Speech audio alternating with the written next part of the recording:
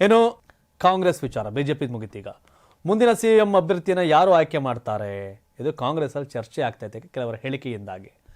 ಪಕ್ಷ ಮತ್ತು ಸರ್ಕಾರದಲ್ಲಿನ ಬದಲಾವಣೆಯ ಬಗ್ಗೆ ಸಾರ್ವಜನಿಕವಾಗಿ ತಮ್ಮ ಅಭಿಪ್ರಾಯಗಳನ್ನು ಹಂಚಿಕೊಳ್ಳಬಾರದು ಎಂದು ಎಐಸಿಸಿ ಅಧ್ಯಕ್ಷ ಮಲ್ಲಿಕಾರ್ಜುನ್ ಖರ್ಗೆ ಅವರು ಪಕ್ಷದ ನಾಯಕರಿಗೆ ವಿಶೇಷವಾಗಿ ಸಚಿವರಿಗೆ ಆದೇಶ ನೀಡಿದರೂ ಕೂಡ ಮುಂದಿನ ಮುಖ್ಯಮಂತ್ರಿಯನ್ನ ಯಾರು ಆಯ್ಕೆ ಮಾಡ್ತಾರೆ ಅದು ಪಕ್ಷದ ಹೈಕಮಾಂಡೇ ಅಥವಾ ಶಾಸಕರೇ ಎಂಬ ಚರ್ಚೆ ಕಾಂಗ್ರೆಸ್ನಲ್ಲಿ ಜೋರಾಗಿದೆ. ರಾಜ್ಯದಲ್ಲಿ 2023ರಲ್ಲಿ ಕಾಂಗ್ರೆಸ್ ಪಕ್ಷ ಅಧಿಕಾರಕ್ಕೆ ಬಂದು ಮುಖ್ಯಮಂತ್ರಿಯಾಗಿ ಸಿದ್ದರಾಮಯ್ಯ ಅವರು ತಮ್ಮ 2.5 ವರ್ಷಗಳನ್ನ ಪೂರ್ಣಗೊಳಿಸುತ್ತಿರುವುದರಿಂದ ಈ ಚರ್ಚೆ ಪ್ರಸ್ತುತವಾಗಿದೆ. ಶಾಸಕರ ಅಭಿಪ್ರಾಯವೇ ಪಕ್ಷದಲ್ಲಿ ಹೆಚ್ಚು ಮುಖ್ಯ ಎಂದು ಸಿದ್ದರಾಮಯ್ಯ ಅವರ ಬೆಂಬಲಿಗರು ಹೇಳಿಕೊಂಡ್ರೆ ಹೈಕಮಾಂಡ್ ನಿರ್ಧಾರವೇ ಅಂತಿಮ ಎಂದು ಡಿಕೆ ಶಿವಕುಮಾರ್ ಬೆಂಬಲಿಗರು ಪ್ರತಿಪಾದಿಸಿದ್ದಾರೆ. ಈ ಮಧ್ಯೆ ಲೋಕೋಪಯೋಗಿ ಸಚಿವ ಸತೀಶ್ ಜಾರಕಿಹೊಳಿ ಅವರ ಬೆಂಬಲಿಗರು ಕೆಲವು ಸಮಯದ ಹಿಂದೆ ದುಬೈ ಪ್ರವಾಸವನ್ನು ಮುಂದೂಡಿದ್ದ 15 ಶಾಸಕರು ಈಗ ಮತ್ತೊಮ್ಮೆ ಪ್ರವಾಸ ಹೋಗಲು ಮುಂದಾಗಿದ್ದಾರೆ.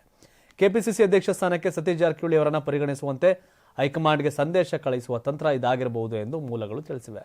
ಡಿಕೆ ಶಿವಕುಮಾರ್ ಬೆಂಬಲಿಗ ಮತ್ತು ರಾಮನಗರ ಶಾಸಕ ಇಕ್ಬಾಲ್ ಹುಸೇನ್ ಅವರು ಮುಂದಿನ ಸಿಎಂ ಅನ್ನು ಹೈಕಮಾಂಡ್ ನಿರ್ಧರಿಸುತ್ತೆ ಎಂದು ಹೇಳಿಕೆ ಕೊಟ್ಟಿದ್ದರಿಂದ ಸಿಎಂ ಆಯ್ಕೆ ಬಗ್ಗೆ ಚರ್ಚೆ ಆರಂಭವಾಯಿತು. ಮತ್ತೆ ಸಿದ್ದರಾಮಯ್ಯ ಅವರ ಅನುಯಾಯಿಯಾಗಿರುವ ಸಹಕಾರ ಸಚಿವ ಕೆಎನ್ ರಾಜಣ್ಣ ಪಕ್ಷದ ಶಾಸಕರು ಸಿಎಂ ಹುದ್ದೆಯನ್ನು ನಿರ್ಧರಿಸುತ್ತಾರೆ ಎಂದು ತಿರುಗೇಟು ನೀಡುವ ಮೂಲಕ ಪ್ರತಿಕ್ರಿಯೆ ಕೊಟ್ಟರು. ಇದಕ್ಕೆ ನಿನ್ನೆ ಪ್ರತಿಕ್ರಿಯೆ ಕೊಟ್ಟಂತ ಗೃಹ ಸಚಿವ ಡಾಕ್ಟರ್ ಜಿ ಪರಮೇಶ್ವರ್ ಸಾಮಾನ್ಯವಾಗಿ ಶಾಸಕರು ಶಾಸಕಾಂಗ ಪಕ್ಷದ ನಾಯಕರನ್ನ ಆಯ್ಕೆ ಮಾಡ್ತಾರೆ ಮತ್ತು ವಿವಿಧ ಅಂಶಗಳನ್ನ ಪರಿಶೀಲಿಸಿದ ನಂತರ ಹೈಕಮಾಂಡ್ ಅಂತಿಮಗೊಳಿಸುತ್ತದೆ ಎಂದು ಹೇಳಿದರು. ಇದು ಶಾಸಕರಿಗೂ ಅನ್ವಯಿಸುತ್ತದೆ.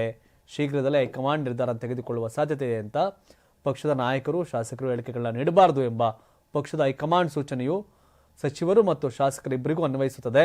ಹೈಕಮಾಂಡ್ ಮೊದಲು ಶಾಸಕರ ಅಭಿಪ್ರಾಯವನ್ನು ತೆಗೆದುಕೊಂಡು ಬಹುಮತದ ಅಭಿಪ್ರಾಯದಂತೆ ಮುಖ್ಯಮಂತ್ರಿಗಳನ್ನ ಆಯ್ಕೆ ಮಾಡಬಹುದು, ಇತರ ಅಂಶಗಳನ್ನು ಪರಿಶೀಲಿಸಿ ಸಿಎಂ ಘೋಷಿಸಬಹುದು ಅಂತ ಪರಮೇಶ್ವರ್ ಹೇಳಿದ್ರು. ಈ ಮೂಲಕ ಹೈಕಮಾಂಡೇ ನಿರ್ಧಾರ ಮಾಡಲ್ಲ, ಶಾಸಕರ ನಿರ್ಧಾರ ಅಂತಿಮ ಅನ್ನೋದನ್ನ ರಾಜಣ್ಣ ಅಂಡ್ ಪರಮೇಶ್ವರ್ ಪ್ರತಿಪಾದಿಸ್ತಾ ಇದ್ದಾರೆ. ಆದರೆ ಡಿ ಕೆ ಶಿವಕುಮಾರ್ ನಾನು ಮುಖ್ಯಮಂತ್ರಿ ಆಗೇ ತೀರ್ತೀನಿ, ನನ್ನ ಮುಖ್ಯಮಂತ್ರಿ ಮಾಡೇ ಮಾಡ್ತಾರೆ, ನನ್ನನ್ನು ಮುಖ್ಯಮಂತ್ರಿ ಮಾಡೋದು ಹೈಕಮಾಂಡ್ ಅಂತ ವಿಶ್ವಾಸದಲ್ಲಿದ್ದಾರೆ.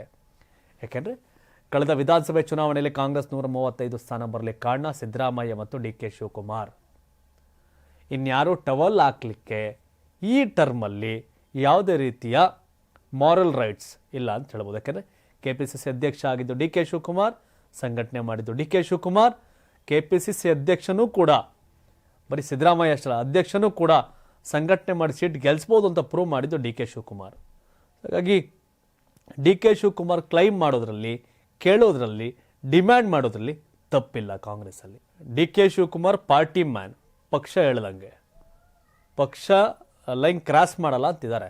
ಬಟ್ ನವೆಂಬರ್ ಆದಮೇಲೆ ಕಾಂಗ್ರೆಸ್ಸಲ್ಲಿ ಶುರುವಾಗುತ್ತೆ ಆಟಗಳು, ನೋಡೋಣ. 84ರಿಂದ 50 kg ಬಂದೆ, ಆಮೇಲೂ ಸಣ್ಣಗೆ ಫಿಟ್ ಆಗಿದ್ದೀನಿ. ಅದಕ್ಕೆ ನಾನು ಯೂಸ್ ಮಾಡ್ತಾ ಇರೋದು ಜೀನಿ ಸ್ಲಿಮ್. ಸಣ್ಣ ಆಗೋಕ್ಕೆ ಜೀನಿ ಸ್ಲಿಮ್ ಯೂಸ್ ಮಾಡಿದೆ, ಹೆಲ್ದಿನೂ ಅದೇ. ನೀವು ಸಣ್ಣ ಆಗಬೇಕಾ, ಹೆಲ್ದಿ ಆಗಬೇಕಾ? ಹಾಗಿದ್ರೆ ಜೀನಿ ಸ್ಲಿಮ್ ಯೂಸ್ ಮಾಡಿ. ಸಣ್ಣ ಆಗೋದಕ್ಕೆ ಯಾವುದೋ ಪ್ರಾಡಕ್ಟ್ ಹೇಳ್ತಾ ಇದ್ದಾಳೆ, ಏನಾದರೂ ಸೈಡ್ ಎಫೆಕ್ಟ್ಸ್ ಇದೆ ಅಂತ ಯೋಚನೆ ಮಾಡ್ತಾ ಇದ್ದೀರಾ? ಖಂಡಿತ ಇಲ್ಲ, ಯಾಕಂದರೆ ಇದು ಕೆಮಿಕಲ್ ಫ್ರೀ. ಸಣ್ಣ ಆಗಬೇಕು ಅಂದರೆ ಜೀನಿ ಸ್ಲಿಮ್ ಯೂಸ್ ಮಾಡಿ. ಹೆಚ್ಚಿನ ಮಾಹಿತಿಗೆ ಕೆಳಗೆ ಡಿಸ್ಪ್ಲೇ ಆಗ್ತಿರೋ ನಂಬರ್ಗೆ ಕಾಲ್ ಮಾಡಿ.